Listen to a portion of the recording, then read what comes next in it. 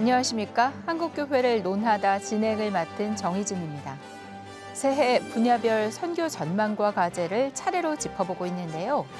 땅끝까지 복음을 전하라는 주님의 명령은 시대가 바뀌어도 결코 변하지 않는 우리 모두의 사명입니다. 그렇다면 오늘날의 땅끝은 어디까지일까요?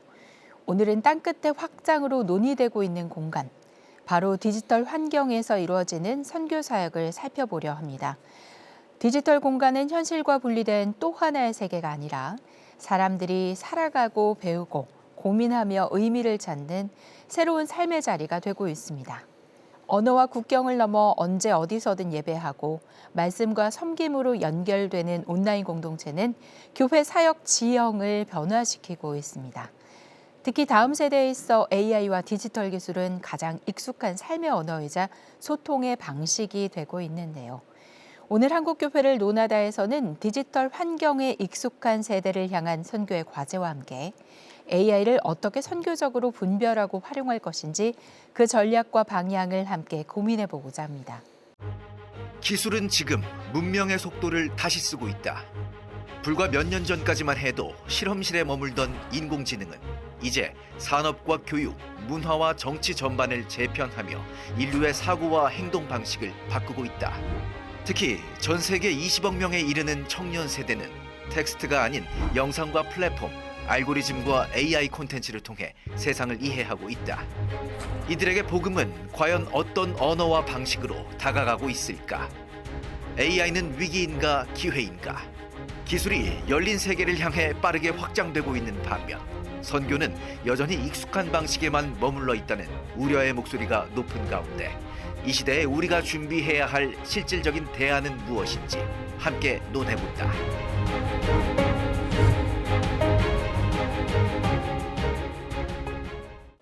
오늘 함께 하실 출연자를 소개해드리겠습니다. 충영교회 선교위원장이신 김세종 장로님 나와주셨습니다. 어서 오십시오. 안녕하세요. 김세종입니다. 횃불 트리니티 신학대학원 대학교 선교학과 박형진 교수님 자리하셨습니다. 네, 반갑습니다. 안녕하세요. 반갑습니다. 퓨처브릿지 기술연구소 전재상 소장님 나와주셨습니다. 안녕하세요. 안녕하세요. 반갑습니다. 네, AI, 인공지능이 이제 우리 시청자들에게도 더 이상 낯선 단어가 아니죠. 정말 빠른 속도로 우리 삶에 스며들고 있는데요. 그렇다면 지금 선교는 이 변화의 속도를 잘 따라가고 있을까요? 아니면 얼마나 지체되고 있다고 보시는지 세 분께 차례로 좀 여쭈고 싶습니다. 장로님 어떻게 생각하시나요? 네. 그 기술의 변화 스피드를 선교 사역에 비교하는 것보다는 변화되는 기술을 어떻게 선교 사역에 접목을 시킬 것인가라는 측면에서 바라보는 게 더 중요하다고 생각하고요. 그래서 그런 측면에서 실제적으로 변화되는 기술을 선교 사역에 접목하는 것은 예를 들면 달리는 열차에 몸을 실는 것과 같다라고 말씀드릴 수 있을 것 같습니다. 그래서 현재 지금 밖에서 모든 교회에서 파일럿이나 또는 본격적으로 진행하거나 지금처럼 방송을 통해서 접목을 노력하는 것 자체는 우리가 그 열차에서 티켓팅을 하고 플랫폼에 들어섰다 이렇게 봐도 될 것 같고요. 그런 측면에서 보면 실제 지금은 그 늦지 않고 기회다 오히려라고 생각이 되고요. 그래서 우리 이런 흐름을 잘 인식하고 구조적으로 대응하는 게 더 중요하지 않나 이렇게 판단하고 있습니다. 네, 교수님. 네, 기술의 속도가 이제 빛의 속도만큼 굉장히 빠르게 변하니까요. 예. 저희가 쫓아가기에는 되게 숨가쁜 스피드로 변하고 있지만은 그래도 저희가 제 자신만 봐도 느리지만은 아주 열심히 따라가고 있지 않나 하는 생각이 듭니다. 근데 사실은 그 속도는 내가 얼만큼 니즈를 갖고 필요를 느끼느냐에 해당하는 그만큼 우리가 변화의 속도에 빨리 적응하지 않나 하는 생각이 드는데요. 갈수록 그런 니즈, 필요를 많이 느끼는 그런 시대가 되어가지 않나 하는 생각이 듭니다. 소장님 어떤가요? 예. 저도 이제 사실 이제 AI가 이 세상에 생성형 AI죠. 나오면서 한 3년 정도 제가 이제 AI를 쓰면서 제 사역 폼도 굉장히 많이 바뀌었고 그렇지만 좀 아쉬운 게 굉장히 많은데 세상은 엄청 빨리 바뀌거든요. 그래서 그 AI 기술로 주가가 막 오르내리고 막 이런 거를 우리가 매일 경험하게 되는데 네. 교회와 선교회는 그에 비교하면 너무 늦지 않은가. 우리가 좀 세상을 변화시키고 세상을 이끌어 나가는 이제 그런 선교회, 교회가 되려면 더 좀 깨어 있어야 되지 않을까 이런 생각을 좀 합니다. 최근 포럼이나 세미나 등에서 AI는 도구가 아니라 구조 전환이다. 이런 표현을 굉장히 자주 듣게 됩니다. 하지만 선교 현장에서는 아직 AI를 행정 보조나 콘텐츠 제작 도구 정도로 이해하는 경우들이 많은데요. AI를 도구가 아니라 패러다임 전환으로 본다는 것, 선교적으로 어떤 의미를 갖는다고 보시는지 좀 이야기를 나눠보고 싶습니다. 네, 이제 AI가 단순한 툴이 아니고 구조 전환이다라는 말을 들었을 때 제 생각은 한 단어가 생각이 났어요. 그 구조라는 것은 결국은 연결이 아닐까 하는 생각을 합니다. 그러니까 지금의 시대는 연결 정도가 아니라 초연결 시대라고 얘기를 하잖아요. 네. 그러니까 예전에는 상상할 수 없었던 거리에 있는 분들과 동시대 그리고 굉장히 빠른 속도로 우리가 정보가 교환이 되고 또 빅데이터 같은 걸 통해서 예전엔 감히 접근이 불가능했던 정보들을 이제는 쉽게 접하는 그러한 시대의 그러한 구조가 바로 AI 시대가 아닌가 하는 생각이 들 때요. 이제는 정보가 모자른 게 아니고 과다한 그러한 시대인데 저는 이 말씀을 드릴 때 우리에게 필요한 것이 정보의 전달보다는 이제는 정보의 분별이 아닐까 하는 생각이 듭니다. 워낙 가짜들 또 이런 것들이 판을 치니까요. 우리에게 요구되는 것은 이제는 이 정보가 과연 참된 정보인가 그 진위에 대한 분별이 더 필요한 그런 구조 속에 살고 있지 않나 하는 생각이 듭니다. AI도 거짓말을 하거든요. 네, 그렇죠. 예, 이 패러다임의 전환, 선교적으로 어떤 의미를 몸소 경험하고 계신지요? 예, 저는 사실 이제 AI가 처음에는 이제 도구로 시작하잖아요. 예. 스마트폰도 이제 도구로 나왔다가 스마트폰이 삶에 굉장한 변화를 주고 요즘은 이제 그 디지털 네이티브, 디지털 네. 종족이라고 얘기하는 그런 이제 새로운 종족이 나왔다. 이렇게 네. 얘기하는데요. AI도 이제 도구로 시작했는데 그게 이제 도구를 계속 쓰다 보면 이제 습관이 되고요. 또 습관을 갖고 그걸 쓰다 보면 이제 생각이 바뀌고요. 그러다 보니까 이제 패러다임이 바뀌게 되는 거거든요. 근데 이제 사실 AI가 요즘 직업도 바꾸고 직업에 대해서 정의를 새롭게 하는 거죠. 네. 그리고 학교도 바꾸고 네. 배움도 바꾸고 그럼 선교를 어떻게 바꿀 건가? 근데 제가 이제 AI에 대해서 기독교적으로 한번 생각해 보니까 본질에 더 가까이 가게 하는 것이 아닌가. 그래서 직업이 예전에는 이제 먹고 살기 위해서 자기 개발을 하기 위해서 자아 성취를 하기 위해서 이렇게 되는데 오히려 직업은 소명을 위해서 직업을 갖게 되지 않을까. 왜냐면 이제 AI가 하는 영역들이 점점 많아지니까. 네. 그렇다고 하면 선교는 복음은 이렇게 좀 생각해 보면 더 복음적인 그리고 더 선교적인 그렇게 변할 수 있다. 그렇지 않을 수도 있다고 생각해요. 그렇지만 우리가 잘만 AI를 활용하게 된다고 하면 AI가 이제 선교를 선교답게 그래서 선교의 복음의 정보를 주는 것이 아니라 선교사가 복음을 살아내고 복음을 보여주는 진짜 더 영적인 그런 세계로 이끌어 갈 수 있다라는 가능성을 우리가 같이 나누고 그럼 어떻게 그렇게 할 것인가를 우리가 좀 고민해야 되지 않을까 생각을 합니다. 실제 그 AI를 도구로만 보면 우리 한 절반 정도의 시각이 있지 않나 이렇게 판단을 하고 있고요. 사실은 AI는 선교의 어떤 방식을 바꾸거나 지원하는 게 아니고 지원하는 걸 떠나서 선교의 구조를 변화시키는 어떤 파라다임 시프트다 이렇게 평가를 할 수 있을 것 같습니다. 예를 들어서 예전에는 과거에는 선교가 개인의 역량이 되든지 주로 개인의 역량 중심으로 진행이 됐다면 지금은 플랫폼이라든지 시스템 중심으로 선교 사역을 가능하게 하는 게 AI다 이렇게 평가를 하고 있고 예를 들어서 지금 옛날에 한 사람이 하던 선교 사역을 지금은 AI를 활용해서 10사람 또 20사람 나아가서는 100사람의 목을 할 수 있는 코파일럿 형태의 프로젝트 사역이 가능하게 하는 그런 구조를 바꾸는 파라다임 시프트다 이렇게 정리를 해볼 수 있을 것 같습니다. 예. 선교에 대한 어떤 선교 방식의 전환뿐만이 아니라 선교에 대한 본질적인 접근도 좀 달라질 수 있다라는 말씀까지로 정리를 해볼 수 있을 것 같은데요. 아까 디지털 네이티브 말씀을 하시기도 했지만 청년 세대, 다음 세대는 이제는 AI를 분리해서 이야기할 수 없는 세대들이 돼가고 있는 것 같아요. 디지털 선교, AI 선교가 중요할 뿐 아니라 이제는 아주 긴급한 과제가 되지 않았나 싶습니다. AI 종족이라는 말까지 나오고 있거든요. 이에 대해서는 좀 어떻게 생각하시는지요, 소장님?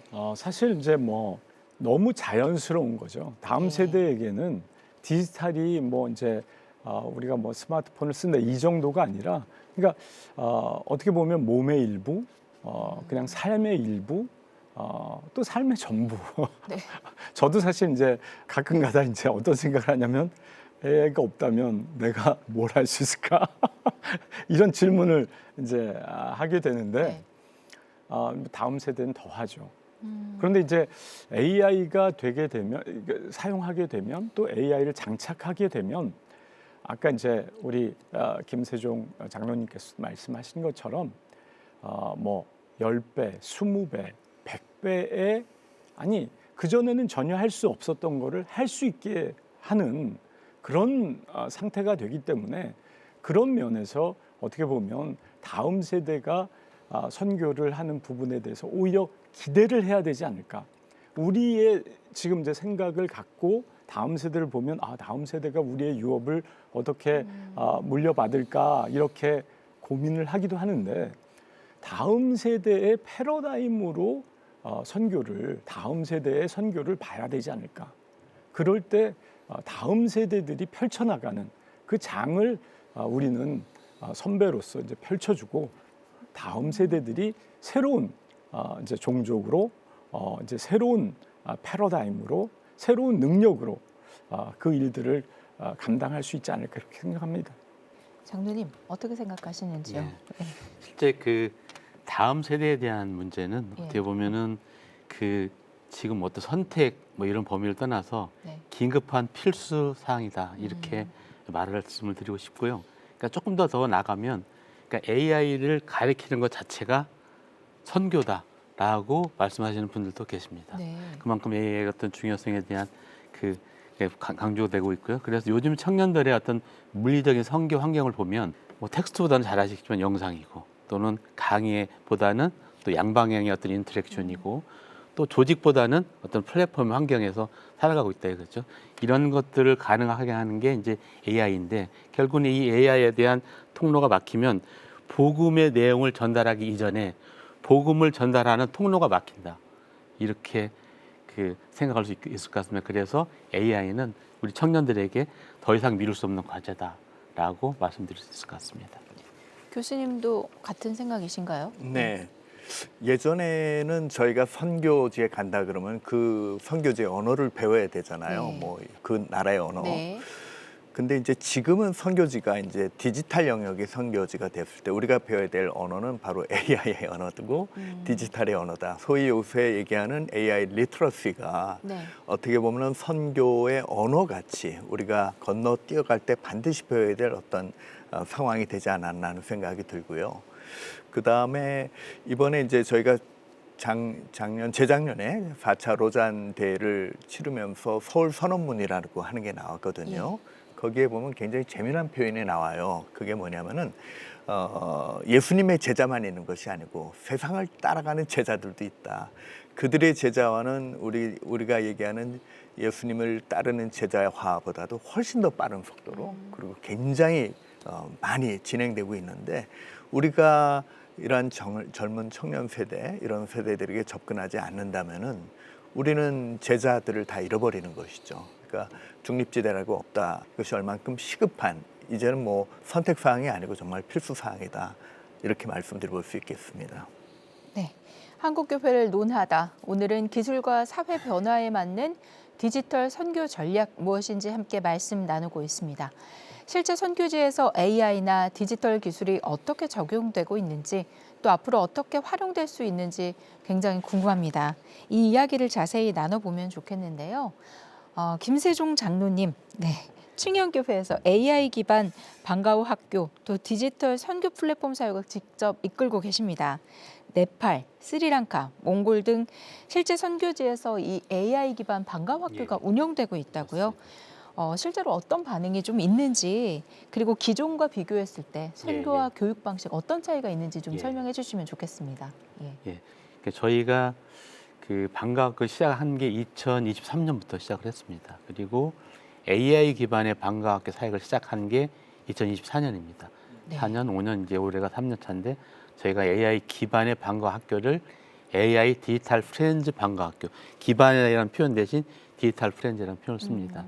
디지털 프렌즈는 여러 가지 의미를 갖죠. 디지털이라는 어떤 무한한 데이터 영역, 그다음에 AI를 친구처럼 생각하자는 의미에서 그렇게 이제 명명을 했는데요. 그래서 2024년에는 저희가 스리랑카, 네팔, 몽골에서 세 개 교회에 세 개 나라에 8개 교회에서 진행을 했는데 한 누적 인원으로 한 2,018명 정도가 참여를 했고요. 네. 작년에는 세 개 나라 8개 교회에서 2,500명 정도가 참여를 했습니다. 굉장히 많은 네. 보시는 것처럼 실제 그분들이 다 믿는 사람들이 아니라는 게 네네. 우리가 짐작할 수 있고요.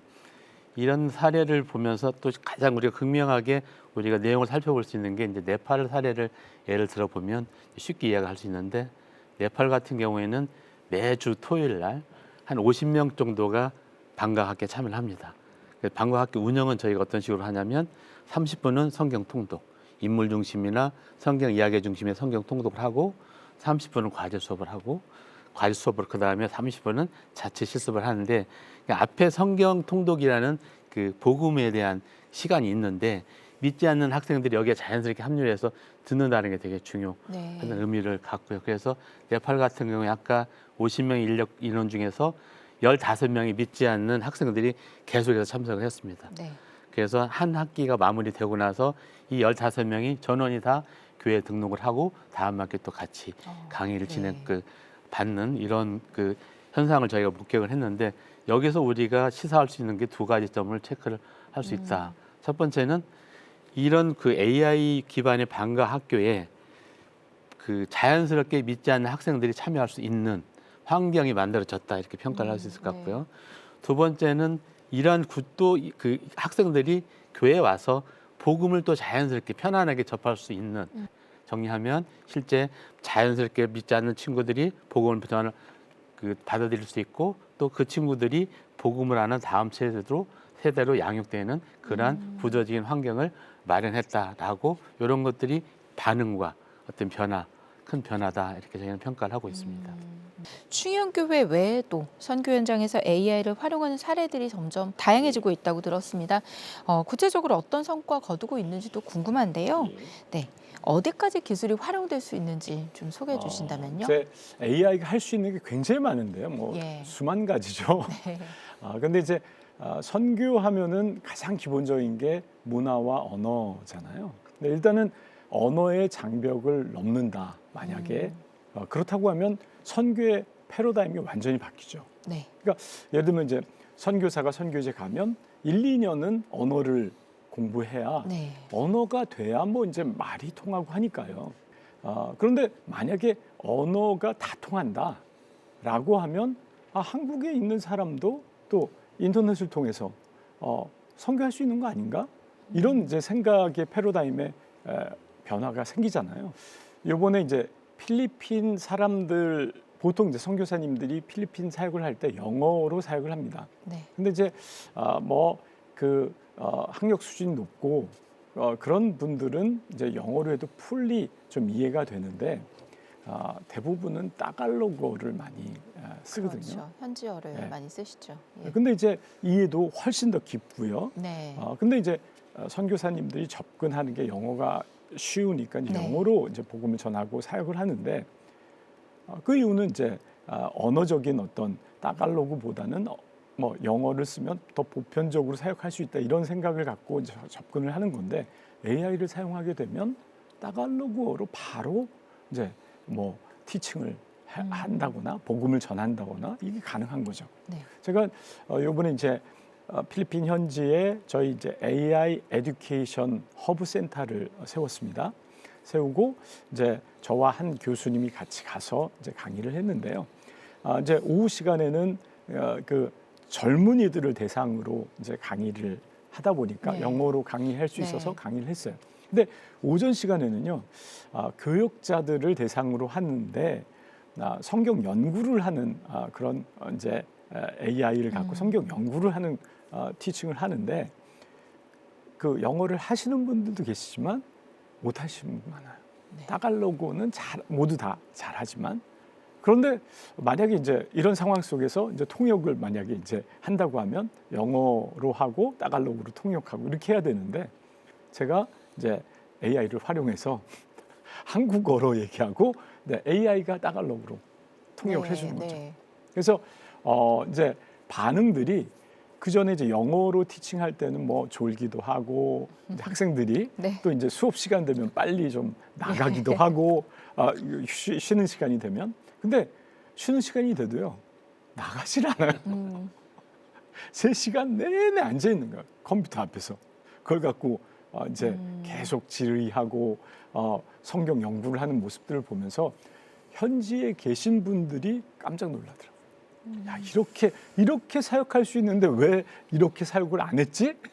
그러니까 한 예인데요. 이렇게 이제 언어적인 부분에서뿐만 아니라 이제 AI가 이제 들어가게 되면 그 전에 이제 선교사님이 지역 연구를 한다든지 네. 특히 이제 선교사님들이 이제 현지어가 모국어가 아니다 보니까 방송을 본다든지 신문을 본다든지 이런 부분에 참 어려움들이 있습니다. 예. 그러다 보면 어떻게 되냐면 현지의 상황을 진짜 현지인처럼 느끼지 못하는 부분들이 있거든요. 근데 사실 AI를 활용하면요, 그 현지의 뉴스라든지 이런 것들을 한글로 우리가 쓰는 언어로 이렇게 빨리빨리 습득하기 때문에 그런 면에서 문화적인 또 상황적인 이런 현지인들과의 소통이 굉장히 깊어질 수 있거든요. 그런 면에서 이제 예전에 이제 사역과 비교해 볼 때 AI를 활용할 때 어떻게 보면 깊이 있는 사역들을 할 수 있는 그런 일들이 이제 계속 진행되고 사례들이 계속 나오지 않을까 그렇게 생각하고 있습니다. 선교의 플랫폼으로까지 진화하고 있다는 예. 이야기도 들리거든요. 예, 예. 네. 어떤 그러니까 부분인가요? 요거는 이제 AI 에듀케이션 허브 센터는 플랫폼이죠. 그러니까 예. 예를 들면 이제 요게 이제 하나가 이제 있으면 이제 플랫폼 작은 플랫폼이라고 할 수 있는데 요게 이제 저희는 이제 계속 여러 군데에서 이제 세우려고 하는데 이 센터들이 같이 또 연결이 되면 그러니까 필리핀에 있는 친구들이 뭐 시리아 친구들과 소통을 하게 되고요. 예. 또 실시간으로. 시리아에 있는 친구들이 또 레바논에 있는 친구들과 네. 소통하게 되고 이렇게 이제 이 플랫폼이 네네. 세팅이 되는 거죠. 언어와 지리적 장벽을 한 방에 무너뜨릴 수 있는 강력한 플랫폼이 만들어질 수도 있겠구나 하는 네. 생각이 드는데요. 말씀을 정리를 좀 해보면 이제 단순한 콘텐츠 제공의 그 수준은 완벽하게 뛰어넘은 그렇죠. 것 같습니다. 네. 이제 플랫폼 중심 선교 구조를 만들고 있다. 이런 부분들이 좀 크게 와닿는데요. 선교사 개인의 역량에 의존하던 기존 방식과 비교를 해봤을 때 완전히 다른 차원의 가능성들이 열리고 있는 것 같아요. 교수님 어떻게 보시나요? 네. 그 플랫폼이라는 말이 조금 어렵게 들릴 수 있겠지만은 네. 쉽게 생각하면 이게 시장 개념이라고 보면요. 시장이요? 예, 시장, 마켓. 시장은 소비자와 공급자가 만나는 현장이잖아요. 네. 또 생산자와 소비자가 만나는 현장. 그래서 일제 이 지금까지의 선교가 선교사 개인이 이렇게 다 쫓아다니면서 만나고 하는 것도 굉장히 중요한 선교의 한 방식 가운데 하나였지만 이제는 이런 초연결 시대에 하나의 플랫폼이 구축이 되면은 그 안에 엄청나게 많은 메시지를 저희가 갖다 놓을 수가 있고 또 선교사님들이 일일이 다 찾지 않더라도 저는 소비자가 물건을 찾듯이 영적인 배고픔이 있는 사람들, 뭔가를 찾는 사람들이 그 플랫폼에 들어오면은 자기네들이 원하는 굉장히 많은 양의 정보들이라든가 이렇게 축적된 것들을 찾아서 이렇게 충족할 수 있는 구조가 아닌가. 그게 바로 플랫폼 선교의 굉장한 장점이겠다. 예를 들어서 이제 저 같은 경우는 이제 교수 사역을 하니까요. 예전에는 우리가 코로나 있기 전에 한번 수업하고 나면은 끝이잖아요. 뭐 더 듣고 싶어도 우리의 기억 속에 있는 것 정도로만 기억을 하는데 소위 온라인 교육 플랫폼에 저희 강의라든가 이런 것이 다 올라가 있으면은 학생들이 여러 번 이렇게 듣는 거예요. 익숙할 때까지 듣고 또 저희는 필요한 것을 더 계속 공급해 줄 수 있고 선교가 이제 그런 면에서 훨씬 더 효율적이고 지속 가능한 구조로 바뀌고 있다 하는 것이 바로 플랫폼 선교의 장점이 아닌가 싶습니다. 장로님. 예, 실제 플랫폼 자체는 그 기존에 옛날에 보면 선교가 어떤 역할을 하냐면 기존의 개인 사역에서 어떤 조직이나 시스템 사역으로 전환하게 하는 역할을 한다. 이렇게 이제 정의를 하면 맞을 것 같고요. 물론 이제 플랫폼에는 물리적인 플랫폼도 있고 한 웹사이트를 통해서 사역하는 그런 웹사이트를 어떤 플랫폼이 존재할 수는 있습니다. 그래서 그 플랫폼을 통해서 모든 노하우를 다 공개나 또는 사역을 공개하고 모든 데이터를 공개하는 그런 역할을 한다 이렇게 정도를 하면 될 것 같고요. 또 하나는 이제 우리가 그 에이전트에 대한 이야기 예. 그 이제 좀 말씀을 더 드리고 싶은데 실제 에이전트는 이제 요즘에 이제 AI를 보면 앱이 한 7만 개 정도가 있다고 합니다. 지금 나와 있는 게 AI 앱이요. 앱이요. 그래서 우리가 뭐가 필요하다 그러면 다 있는 거죠. 네. 그 예를 들어 아주 쉽게 내가 뭐가 필요하다 그러면 챗GPT한테 야 내가 이거 뭐가 필요한데 어떤 앱을 쓰면 좋을까 알려주거든요. 그걸 가지고 그대로 유튜브에 가면 바로 5분, 10분 사용 설명서를 다 그래서 이렇게 접근할 수 있는 아주 간단한 방법. 물론 그 이전에 챗GPT나 클로드나 제미나이 같은 이제 우리 파운데이션 모델이라고 하거든요. 그런 모델을 이용하는 방법이라든지 또 앱이라든지 또 나아가서 이제 더 중요한 게 AI 에이전트를 활용하는 건데 에이전트는 여러 개의 AI 앱을 묶어서 네. 하나의 자기가 원하는 그 액션을 행위를 대신해주는 제가 예를 하나 들어보면 저희 교회 충영교회에 AI 선교 오케스트라라는 에이전트가 있습니다. 예. 그건 뭐냐면 지금 AI가 가장 중요한 거는 누구나 다 선교 AI를 쓸 수 있는 이제 환경이 됐단 말이죠. 그런데 나이 드신 어르신들이나 또는 이제 컴퓨터 익숙하지 않은 분들은 사용자 인터페이스가 여의치 않아서 못 쓸 수 있는데 그걸 해결하기 위해서 이제 이 보이스 음성 인식을 하게 예를 들어서 음성으로 내가 사도행전 1장 8절에 대한 그 선교 영상을 만들어 줘 네팔어로 이렇게 이야기하면 AI가 이걸 받아서 사도행전 1장 8절에 대한 내용을 성경적인 내용을 다 취합을 해서 영상 자료를 만들거나 또는 찬양 자료를 만들어 주는. 그러면 이제 내가 선교를 갈 때 그냥 말 한마디 하면 그냥 만들어져서 내 PC에 내 핸드폰에 그 저장이 되니까 이렇게 여러 가지 일련의 역할들을 앱을 연결해서 만드는 게 AI 에이전트다. 이렇게 정의를 할 수 있습니다. 그래서 저희가 이제 충영교 AI 선교 오케스트라라는 게 그런 역할을 합니다. 말로 선교 찬양, 선교 율동, 음성이라든지 또는 선교지까지 만들어주는 네. 이제 그런 역할을 합니다. 그래서 이번에 저희가 금년 미션 위크 1월에 진행을 했는데 그때 전 교인 선교님들한테 선을 보여서 굉장히 호평을 좀 받았습니다. 이게 이제 AI 에이전트다 이렇게 판단하시면 될 것 같습니다. 청년들이 굉장히 관심을 가지고 참여할 것 같아요. 맞습니다. 이제 이런 것들이 이제 중요한 게 이렇게 숨어있던 청년들이 이제 밖으로 이렇게 드러나는 역할을 좀 해주는 또 그런 또 부수적인 효과도 있었다 이렇게 판단하고 있습니다. 청년을 사역과 선교의 주체로 세우고 맞습니다. 계시는 거군요. 그렇습니다. 그러니까 실제 AI 큰 핵심 역할 중에 하나가 청년이 선교 사역의 주체로 등장하는 게 그 역할을 하고 있다는 게 굉장히 큰 역할이라고 생각합니다. 그래서 지금 말씀드린 것처럼 한 사람이 모든 걸 다 할 수 없고 자기가 잘하는 영역만 가지고 이게 모아져서 선교 사역을 하기 때문에 어떤 이런 게 무슨 그 동기가 주어지면 다 청년들이 붙어서 전체 하나의 공동체를 만들고 아까 AI 에이전트를 통해서 필요한 것들 구해내면 그래서 선교의 스피드가 굉장히 달라지는 역할도 한다. 참여도와 스피드 이런 측면에서 어떤 효과를 보고 있다. 필요하다. AI 에이전트라는 게 그렇게 정리를 하면 될 것 같습니다. 동시에 이런 생각이 좀 듭니다, 교수님. 정말 전문 사역자 잘 길러야 되겠다. 그런 생각이 좀 드는데요. 아쉽게도 아직 변화의 속도를 따라가기가 쉽지가 않을 것 같습니다. 그렇지만 햇불 트리니티 신학대학원 대학교에서 AI 교육에 주목하고 계시다고 들었습니다. 어떤 교육 과정이 있었는지 반응 어땠는지 궁금합니다, 교수님. 네. 저희가 AI에 조금 관심을 갖고 이제 교육을 시작한 것이 지금 한 2년 정도 되는 것 같습니다. 2년이요? 네, 최근이죠. 네. 근데 이제 사실 교육계에 계신 분은 잘 알겠지만은 어떠한 커리큘럼을 하나 바꾼다는 게 굉장히 시간이 오래 걸리는 프로세스거든요. 그러니까 저는 커리큘럼 안에서 시작하지 않았고 커리큘럼 바깥에 소위 비정규 과정이라 그러죠.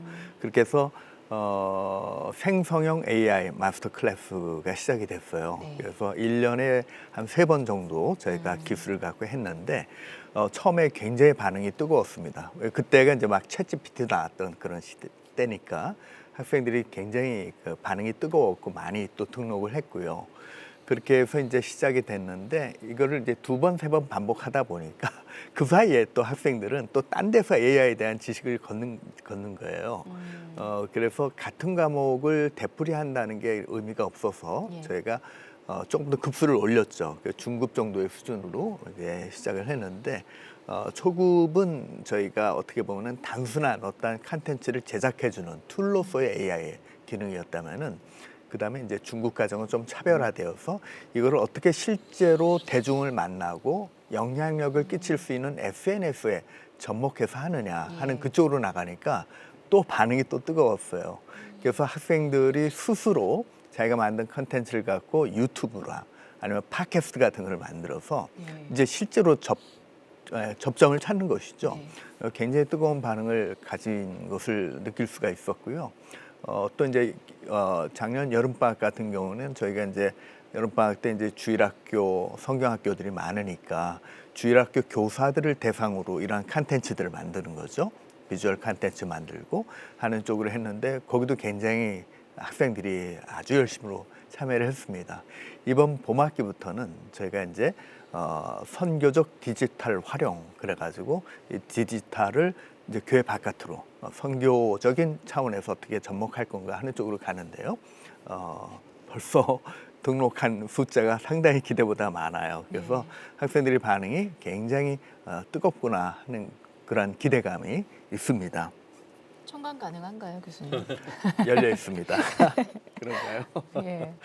AI를 전략적으로, 복음적으로 활용하고 디지털 공간에서 효과적인 선교 사역을 펼치기 위한 다양한 노력들이 이루어지고 있는데요. 네, 소장님 어떤 노력들을 진행 중이신지 소개해 주시죠. 이제 새로운 분야니까 예. 처음에 이제 교육을 이제 시작을 했어요. 근데 저희가 예전부터 이제 교육을 쭉 해왔었는데 교육을 하는 이유는 교육을 통해서 사람들이 변화되고 뭐 AI면 AI를 잘 사용하게 하는 거잖아요. 그리고 이제 그 열매들을 또 보기도 하고요. 그런데 이제 교육이 의외로 교육을 하기는 했는데 받기는 받았는데 네. 많이 사용하지 않는 분들이 많아요. 그래서 이제 작년에는 1월 달부터 저희가 교육을 하면서 어떤 계획을 세웠냐면 10월 1일에는 우리가 포럼을 하자. 우리가 교육 받은 거를 또 AI는 뭐 그렇게 테크놀로지가 어떻게 보면 뭐 있어야만 쓸 수 있는 건 아니거든요. 질문만 잘하면 AI를 잘 쓸 수 있고 그다음에 그 결과도 잘 얻을 수 있기 때문에. 네. 그래서 이제 10월 1일 날은 우리 포럼 날이다라고 하면서 이제 매 월마다 또 이제 계속 교육을 진행했어요. 교육, 그다음에 이제 포럼, 그다음에 그렇게 포럼을 딱 한번 이제 하고 나니까 네. 사람들이 좀 이제 포럼 한 번으로 끝나는 것이 아니라 좀 계속했으면 좋겠다라는 어떤 그 여운이 있는 것 같아요. 그래서 저희가 그 포럼을 근거로 커뮤니티를 만들었습니다. 예. 그래서 커뮤니티 사역을 이제 쭉 하면서 카톡에서 커뮤니티 채널을 운영하고 네. 또 거기에서 이제 포럼 내용이라든지 카톡에서 매달마다 이제 세미나를 하거든요. 예. 근데 이 세미나를 좀 이제 폼을 좀 새롭게 해서 그냥 세미나만 하는 게 아니라 워십을 하고 그다음에 세미나를 하는. 그래서 WGG라는 이제 게더링을 이제 만들었어요. 네. 워십 앤 그로잉 게더링. 그래서 이제 게더링을 만들었는데 매달마다 이제 50명 정도 계속 좀 참여하고 있고요. 그러면서 이제 거기서 나온 컨텐츠들을 유튜브에 또 올리는 또 유튜브 채널이 만들어지고 이런 식으로 이렇게 사역들이 어떻게 보면 이렇게 펼쳐져 나가는 그런 상황인 것 같습니다.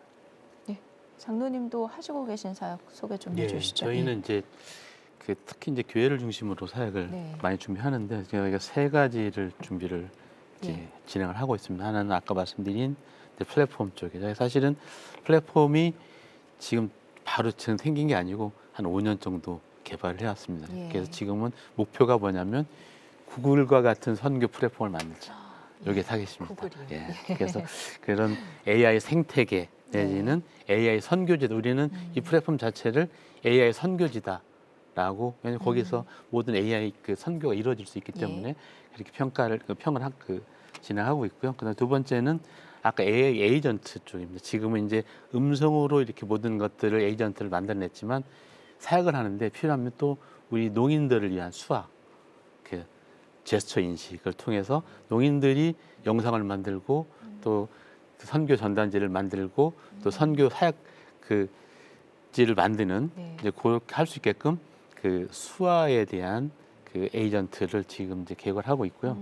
그다음에 이제 또 하나는 그 저희가 이제 충영교회 입장에서 어떻게 보면은 뭐 이렇게 그 교단이 또 규모도 또 큰 교회이기도 하고 그래서 이런 것에 대한 사역 모델을 만들어서 네. 표준화를 해서 보급을 아까 그 플랫폼을 통해서 보급을 하는 게 가장 큰 목적 중에 하나. 그래서 네. 지금 이 플랫폼에 저희가 지금 운영하고 있는 플랫폼에 지금 말씀드린 모든 것들이 다 올라가 있습니다. 네. AI 말씀드린 것처럼 플랫폼, 그다음에 에이전트, 그다음에 사용 모델을 만드는 거, 요게 이제 저희가 진행하고 있는 내용이 되겠습니다. AI 시대 선교 어떤 전략이 필요한지 방향성과 함께 앞으로의 계획과 비전 나눠주시면 좋겠는데요.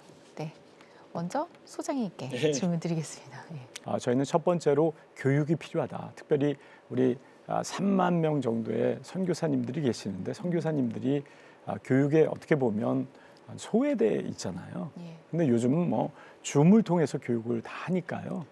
어디서나 교육을 받으실 수 있다. 그래서 이제 작년에 저희가 한 240분 정도 교육을 했는데요. 예. 올해는 한 500분 정도 계획하고 있고요. 그리고 이제 KWMA와 같이 또 이제 과정을 진행하기도 하고 하면서 선교사님들을 위한 교육, 요걸 좀 계속 좀 진행해 나가면서 청년들과 또 이제 선교사들과 연결하는 것이 굉장히 사실 중요하거든요. 예. 그래서 이제 저희가 이제 뭐 횃불 트리니티라든지 한동대라든지 저희가 동아리를 만들 계획을 갖고 있습니다. 네. 청년들이랑. 그래서 이제 청년들이 선교사님들도 도와드리고 그리고 이제 또 개인의 이런 것들로 이제 커리어도 좀 쌓아가고 이런 이제 동아리들이 좀 같이 움직이면서 작년에 했었던 포럼을 올해는 4월과 10월 스프링과 오톰 이렇게 두 번을 포럼을 하면서 계속 좀 이제 공유하는 어떻게 사역을 하는지 어떻게 현장에서 또는 또 현장을 지원하기 위해서 다양한 내용들을 포럼으로 좀 다뤄보려고 하고요. 그럼 이제 그걸 통해서 이제 자극을 받으신 분들이 사역을 하려고 하는데 어려움이 있잖아요. 도와드려야 되니까 그런 차원으로 저희가 이제 생각하는 게 AI 에듀케이션 허브 센터 이제 네. 필리핀에 1호가 세워졌는데요. 이게 이제 하나씩 세워지면 현장이 또 연결이 되고 서로 그래서 이제 총체적으로 선교사님들만이 선교하는 것이 아니라 선교사님들이 한국 교회와 또 한국 청년과 또 전문가들과 같이 선교할 수 있는 그런 플랫폼과 커뮤니티를 만들어 가는 것이 필요하지 않을까 그렇게 생각하고 있습니다. 어느덧 마무리할 시간이 다 되었습니다. 한국교회와 시청자분들에게 당부하거나 강조하고 싶으신 말씀으로 짧게 마무리를 부탁을 드리겠습니다. 예, 교수님. 네, AI 시대, 디지털 시대 정말로 정보를 쉽게 접하고 많은 정보를 접하는 시대에 저는 이제는 정말 정보의 전달보다도 중요한 정보의 분별 이것이 정말 필요한 시대가 되지 않았을까 생각이 되고요. 그래서 특별히 저희 신학생들 또 목회자들이 혹은 신학자들이 이러한 참이냐 진리냐의 그러한 싸움에서 선방에 서 계신 분들이 되어야 될 역할이 바로 저희들의 역할이 아닌가 그런 생각이 들어서 함께 말씀드려봅니다. 네. 예, 소장님. 저는 이제 AI에 대해서 경계하시는 분들도 많으시고 또 예. 두려워하시는 분들도 많으신데 저는 이제 하나님이 주신 선물이다 이렇게 생각을 하거든요. 그냥 우리가 햇볕도 하나님이 주신 선물이고 공기도 하나님이 주신 선물처럼 AI를 잘 사용하면 너무 좋은 도구거든요. 그리고 이제 선한 사람이 잘 사용하면 이제 이 파워를 이제 증강시켜 주는 거기 때문에 선한 사람이 AI를 잘 사용하면 선한 일을 많이 할 수 있는 거예요. 그런 면에서 이제 한국 교회 또 리더십과 성도님들이 AI에 대해서 조금만 알면 AI는 참 잘 사용할 수 있는구나 이렇게 생각하실 텐데 경계감이 먼저 많으신 것 같아서 한번 사용해 보시라. 그렇게 사용해 보시면 그렇게 AI가 나쁜 도구가 아니다. 이렇게 말씀 좀 드리고 싶습니다. 백문이 불여일견이다. 예, 장로님. 예. 사실은 AI가 아까 말씀드린 것처럼 어떤 복음을 대신할 수는 없습니다. 그리고 사역자를 대신할 수도 더더욱이 없고 또 선교사를 대신할 수도 없습니다. 예. 하지만 AI는 복음의 폭을 무한대로 넓혀줄 수 있는 가능성을 갖고 있다.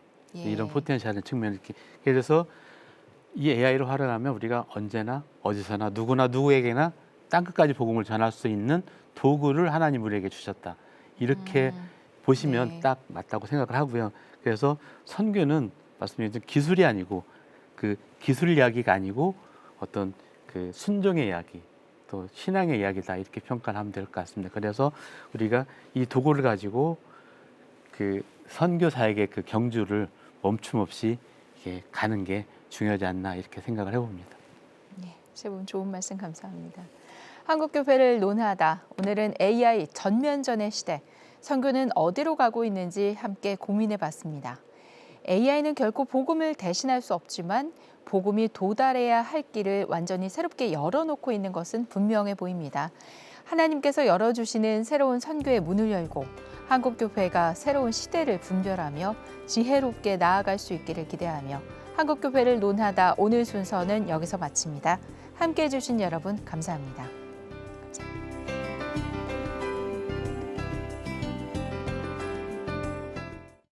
이 프로그램은 여러분의 미디어 선교 후원으로 제작되었습니다. 선교는 사명, 후원은 동역. 당신도 복음을 전할 수 있습니다. 선교 후원 02-6333-1003번